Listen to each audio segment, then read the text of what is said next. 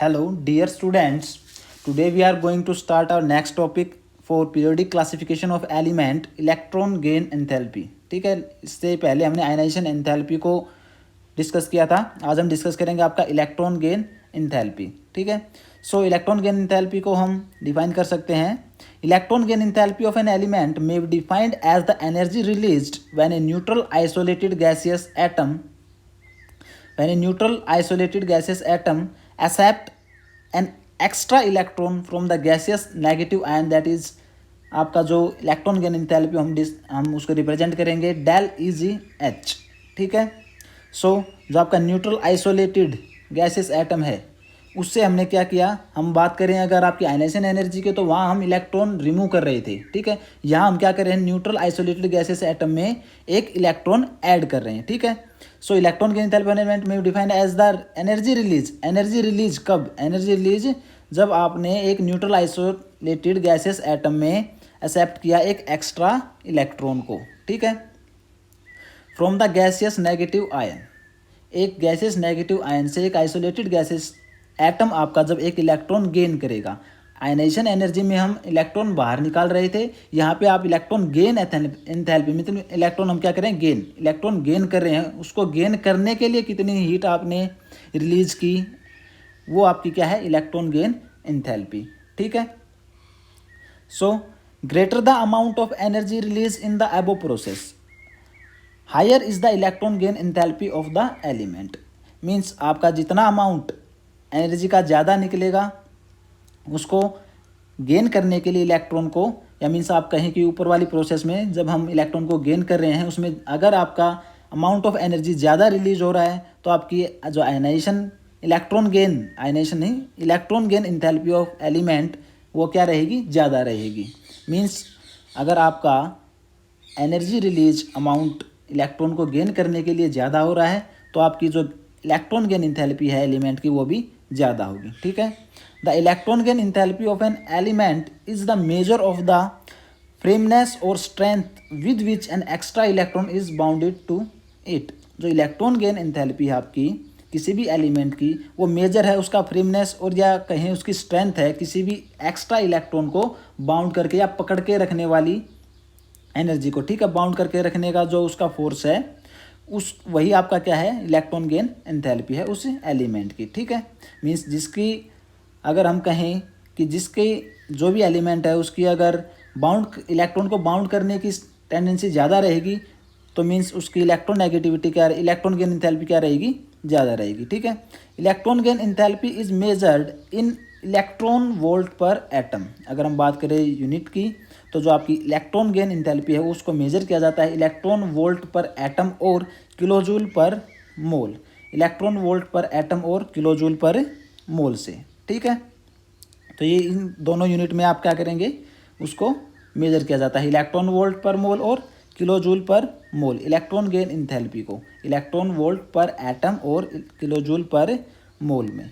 ठीक है, इसके बाद है आपका the process of adding an electron to the atom can be either exothermic और एंडोथर्मिक.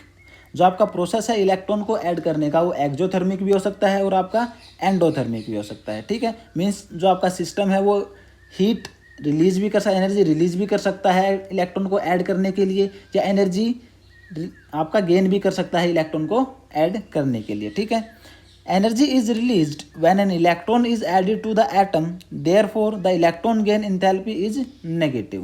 एनर्जी रिलीज होती है आपके इलेक्ट्रॉन को ऐड करते हैं जब हम एटम में, तो इसकी कारण आपके क्या जो इलेक्ट्रॉन गेन एंथैल्पी है वो नेगेटिव होगी. अगर सिस्टम से एनर्जी आपकी बाहर जा रही है तो सिस्टम आपका नेगेटिव हो जाएगा. मीन्स जो आपकी इलेक्ट्रॉन गेन एंथैल्पी है वो नेगेटिव आएगी. ठीक है, the electron gain enthalpy for halogen is highly negative.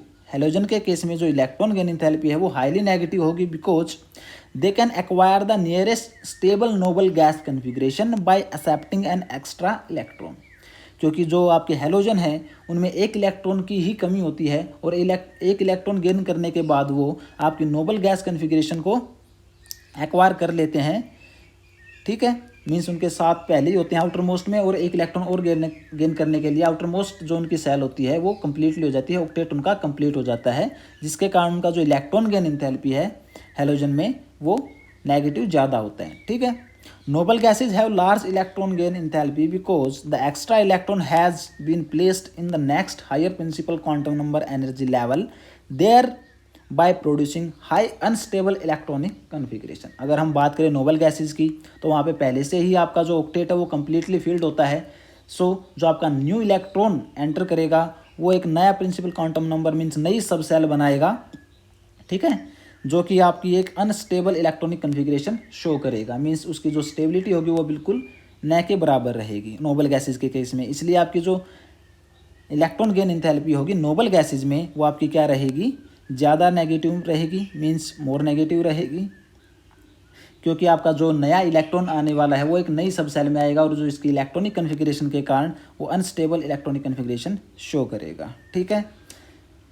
So after the addition of one electron, एक इलेक्ट्रॉन का एडिशन आपने करवा दिया, ठीक है, the atom became negatively charged and the second electron is to be added to a negatively charged ion. जब आपने एक इलेक्ट्रॉन गेन कर लिया है, इलेक्ट्रॉन गेन इंथैल्पी आपकी पहले से ही हाई है, मीन्स आपने एक इलेक्ट्रॉन गेन करने के बाद अगर आप एक इलेक्ट्रॉन गेन कर रहे हैं तो उस पर एक नेगेटिव चार्ज आपका शो हो जाएगा, ठीक है। जैसे क्लोरीन है, क्लोरीन के पास 7 इलेक्ट्रॉन है आउटर मोस्ट में, उसने एक इलेक्ट्रॉन गेन किया, ऑक्टेट कंप्लीट किया क्लोरीन ने, तो उसके ऊपर Cl नेगेटिव एक नेगेटिव चार्ज आपका अपीयर हो जाएगा, ठीक है। उसके बाद नेगेटिव चार्ज आने के बाद the second electron is to be added, जो आपका दूसरा इलेक्ट्रॉन है वो ऐड करना हमने किसमें, नेगेटिव चार्ज आयन में। अब वो नेगेटिव चार्ज आयन बन चुका है, ठीक है। But the addition of the second electron is opposed by the electrostatic repulsion. अब जो सेकेंड इलेक्ट्रॉन हम उसमें ऐड कर रहे हैं उसको अपोज करेगा आपका जो नेगेटिव इलेक्ट्रोस्टैटिक रिपल्शन फोर्सेज हैं वो उसको अपोज करेंगे and hence the energy has to be supplied for the addition of second electron, जिसके कारण हमें और ज़्यादा एनर्जी सप्लाई करनी पड़ेगी आपके उसको इलेक्ट्रॉन को ऐड करने के लिए, ठीक है। The electron gain enthalpy of an element is positive, जिसके कारण जो आपकी इलेक्ट्रॉन गेन इंथैल्पी है वो पॉजिटिव हो जाएगी। पहले नेगेटिव थी, हमने और मीन्स आपकी रिलीज हो रही थी एनर्जी, अब हमने एनर्जी उसको प्रोवाइड करवा दिया। अगर एनर्जी हम प्रोवाइड करवाएंगे तो आपकी पॉजिटिव शो करेगा, वो जो इलेक्ट्रॉन गेन इंथैल्पी आपकी एलिमेंट की क्या हो जाएगी, पॉजिटिव हो जाएगी, ठीक है। When an electron is added to oxygen atom to form O negative ion to form O2 negative ion, the energy is absorbed to overcome the strong electrostatic repulsion between the negatively charged O negative ion and second electron being added।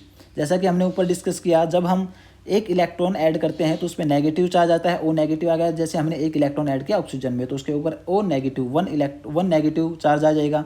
फिर जैसे ही हम O2 negative ion हम add कराएंगे, दूसरा electron मतलब हम उसमें ऐड कराते हैं तो उस पर O2 नेगेटिव चार्ज आएगा, जिसके लिए हमें उसको एनर्जी देनी पड़ेगी। Means the energy is absorb, जो आपका ऑक्सीजन है वो एब्जॉर्ब करेगा ओवरकम द, किसको ओवरकम करने के लिए, जो strong electrostatic repulsion between the negatively charge O negative ion and the second electron being added. जो दूसरा इलेक्ट्रॉन आएगा और जो O नेगेटिव है उसके बीच में जो इलेक्ट्रोस्टैटिक फोर्स है उसको ओवरकम करने के लिए हम क्या करेंगे, एनर्जी एब्जॉर्ब करेगा आपका क्या, ऑक्सीजन, ठीक है। ये आप देख सकते हैं ऑक्सीजन एटम है, एक इलेक्ट्रॉन इसने एब्जॉर्ब किया, O नेगेटिव गैसेस स्टेट में है आपका, यूनी नेगेटिव आपका ऑक्सीजन हो गया है। यहाँ पे जो आपका इलेक्ट्रॉन गेन एंथैल्पी है delta HEG first that will be equal to -141 kilo joule. यहाँ पे आपकी नेगेटिव में है, लेकिन जैसे ही हम उसमें एक और नेगेटिव में इलेक्ट्रॉन ऐड करते हैं, सेकेंड इलेक्ट्रॉन ऐड करते हैं यहाँ पे, तो आपका O2 नेगेटिव हो जाता है, ठीक है। O2 नेगेटिव में अगर हम कह रहे थे जो आपकी इलेक्ट्रोस्टैटिक फोर्स ऑफ रिपल्शन है उनको ओवरकम करने के लिए हम फोर्स आपका जो ऑक्सीजन है वो एब्जॉर्ब करेगा एनर्जी को और उसके कारण आपका क्या हो जाएगा, पॉजिटिव वैल्यू प्रोवाइड करेगा आपकी इलेक्ट्रॉन गेन एंथैल्पी को। जो आपका डेल्टा HEG सेकंड है एंथैल्पी इलेक्ट्रॉन गेन एंथैल्पी वो आपकी क्या रहेगी, पॉजिटिव में, ठीक है, +780 किलो जूल, ठीक है। एग्जाम्पल से आपको समझ आ गया होगा। फैक्टर, अब बात करते हैं factor on which the electron gain enthalpy depend. वो कौन कौन से फैक्टर हैं जिन पे आपकी जो इलेक्ट्रॉन गेन एंथैल्पी है वो डिपेंड करती है। तो फर्स्ट वन है आपका एटॉमिक साइज। सो आपका जो इलेक्ट्रॉन गेन एंथैल्पी है फर्स्ट फैक्टर है एटॉमिक साइज पे डिपेंड कैसे करती है। As the size of the atom increase, जैसे ही हम एटम के साइज को इंक्रीज करते हैं, the distance between the nucleus and the last shell, जो न्यूक्लियस है और जो लास्ट सेल है उसके बीच का जो डिस्टेंस है वो आपका ज़्यादा हो जाएगा जैसे ही हम एटम के साइज को इंक्रीज करेंगे। Last shell which receive the incoming electron increases, जो लास्ट जो सेल है वो इलेक्ट्रॉन को एक्सेप्ट करेगी वो ज़्यादा बड़ा हो जाता है। मीन्स आपका जो इनकमिंग इलेक्ट्रॉन आएगा उसमें उससे और जो न्यूक्लियस की है डिस्टेंस वो ज़्यादा हो जाएगी, ठीक है। As a result the force of attraction between the nucleus and the incoming electron decrease, जिसके कारण जो अट्रैक्शन फोर्सेज होंगे incoming electron and the nucleus वो इंक्रीज हो जाएंगे। इंक्रीज होने के कारण आपका जो फोर्स ऑफ अट्रैक्शन है वो डिक्रीज हो जाएगा, ठीक है। डिस्टेंस इंक्रीज होने के कारण आपका जो फोर्स ऑफ अट्रैक्शन है वो आपका डिक्रीज हो जाएगा। And hence the electron gain enthalpy became less negative, और जिसके कारण जो आपकी इलेक्ट्रॉन गेन इंथैल्पी है वो लेस नेगेटिव हो जाएगी, ठीक है। नेक्स्ट अगर हम बात करें सेकंड फैक्टर आपका न्यूक्लियर चार्ज। न्यूक्लियर चार्ज पे जो आपकी इलेक्ट्रॉन गेन इंथैल्पी है कैसे डिपेंड करती है, या फिर आप हम कहें कि न्यूक्लियर चार्ज आपकी इलेक्ट्रॉन गेन इंथैल्पी को कैसे अफेक्ट करता है। As the nuclear charge increases, जैसे ही आपका जो न्यूक्लियर चार्ज इंक्रीज करता है the force of attraction between the nucleus and the incoming electron increase, जो फोर्स ऑफ अट्रैक्शन है वो इंक्रीज कर जाता है। अगर फोर्स ऑफ अट्रैक्शन इंक्रीज करेगा तो आपका जो इंथैल्पी है वो ज़्यादा नेगेटिव हो जाएगी, ठीक है।